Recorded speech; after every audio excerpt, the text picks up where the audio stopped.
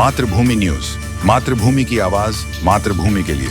દ્વારકામાં નાના વેપારીઓએ તંત્ર સામે મોરચો માંડ્યો છે। છેલ્લા ઘણા મહિનાઓથી તંત્ર દ્વારા લારી ગલ્લા અને પાથરણાના નાના વેપારીઓની દુકાનો સીલ કરીને તેમનો સામાન જપ્ત કરવામાં આવ્યો। આ અન્યાયના વિરોધમાં આજે દ્વારકાના નાના વેપારીઓ એસડીએમ કચેરી દ્વારકા ખાતે પ્રતિક ઉપવાસ પર બેઠા। કોંગ્રેસ જિલ્લા પ્રમુખ પાલ આંબલિયા પણ લારી ગલ્લાના વેપારીઓની વહારે આવ્યા, પણ તેઓ ઉપવાસમાં જોડાયા। સ્થાનિક તંત્ર પર આકરા પ્રહારો કર્યા છે। પાલ આંબલિયાએ ખુલ્લેઆમ દારૂના વેચાણ અંગે પ્રશ્ન ઉઠાવતા કહ્યું કે દારૂ વેચવાની છૂટ છે, પણ છાશ વેચવાની મનાઈ છે, જે સ્થાનિક તંત્રની ભેદભાવભરી નીતિ દર્શાવે છે।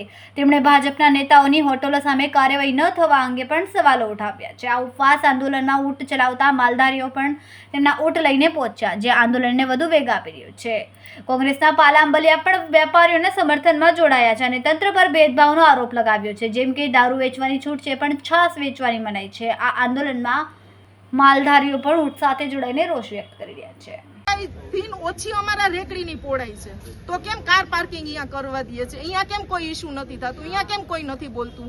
આ જે હોટલ છે, હોટલની બહાર કાર પાર્કિંગ થાય છે, એક જવાનો રસ્તો બંધ થઈ જાય છે, તો ત્યાં કેમ કોઈ નથી બોલતું?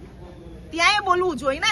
એના વિડીયો છે મારી પાસે। આ 10 દિવસ ત્યાં હું જ માર્ગદર્શન કરું છું કે હું આ બધું સરકારની સામે લઈ આવું। ત્યાં કેમ નથી બોલતું? ત્યાં પૈસા લઈ લીધા છે તમે લોકોએ, અમે ગરીબ માણસ છીએ, અમે નથી દઈ શકતા, એટલે કેટલો ટાઈમ આવો અત્યાચાર અમારી ઉપર કરશો? ઓકે, ગુજરાતમાં દારૂબંધી છે એ તો ખબર છે, પણ છાશબંધી છે એ પહેલી વખત ખબર પડી છે। ગુજરાતમાં ખુલ્લેઆમ દારૂ વેચાય છે અને છાશ વેચવાવાળા માલધારીઓને પકડી લેવામાં આવે છે। દ્વારકા નગરપાલિકાની અંદર જે હોટલો છે, જેના ગેરકાયદેસર બાંધકામ છે, જેના ગેરકાયદેસર પાર્કિંગ છે, જેના ગેરકાયદેસર બહાર જનરેટર છે, એમને કોઈ ના પાડતું નથી। અને એક લારી ગલ્લાવાળો છે, પાથરણાવાળો છે, જે પોતાનું રોજે રોજનું પેટીયું રડે છે, એવા લોકોને 10 દિવસથી ધંધો કરવા દેવામાં આવતો નથી। એવા લોકો જે છે એમની રેકડીઓ ઉપાડીને નાખી દીધી છે।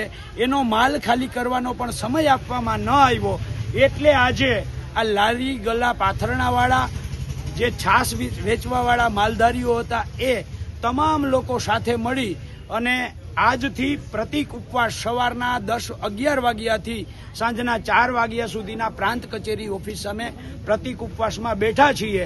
અને આશ્ચર્ય અને દુઃખની વાત તો એ છે કે આ સરકાર જે દરિયાકાંઠે ઊંટ લઈ અને પ્રવાસીઓને જે ફેરવે છે, એ ઊંટવાળાઓના ઊંટ લઈ જઈ, એના કાઠિયા લઈ જઈ અને 500 રૂપિયા પાછલા દરવાજેથી વસૂલ કરી અને પરત આપ્યા છે। એટલે સાબિત થાય છે કે જો તમે મોટો હપ્તો આપો તો તમારો ગેરકાયદેસર બધું જ માફ, જો તમે હપ્તો ના આપો તો તમે કાયદેસર ધંધો ના કરી શકો।